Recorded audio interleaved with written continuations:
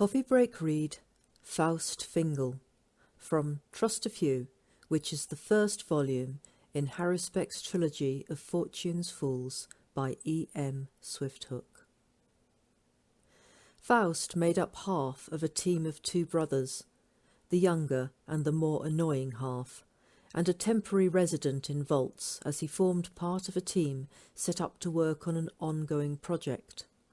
As far as Avalon was concerned, if the team included Faust, he did not want to be a part of it.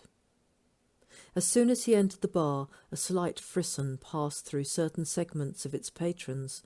One or two offered a terse nod, most avoided his eye, and a couple even got up and headed out. His reputation in vaults grew all the time.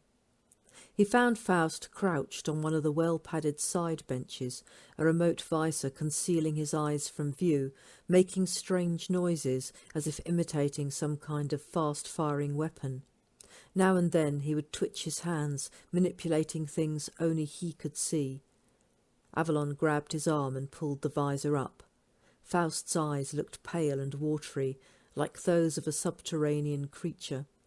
Removing the visor was like lifting a stone and finding something squirming and hideous underneath.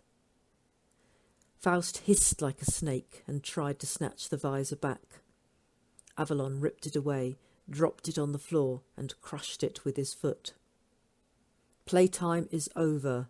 Shame Cullen wants to talk to you." Faust pushed up fast from the bench with the strength of his legs, throwing his entire body forward, and tried to sink his teeth into Avalon's face.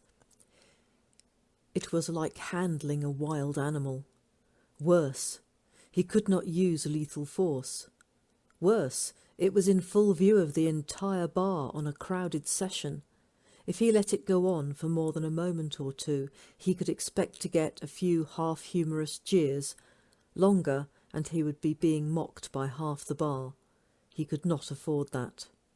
In the end, he opted for a simple but effective arm-brake lock, manoeuvred the feral screen addict through the iris valve door, and spun him around, ramming him up against the wall as it closed behind them.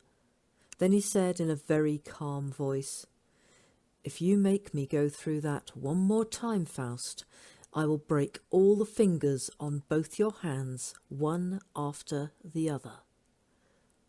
An idle threat. Shame Cullen needed Faust operational, but Avalon was willing to bet Faust himself could not be sure of it. The younger man looked up at him with limpid eyes and smiled.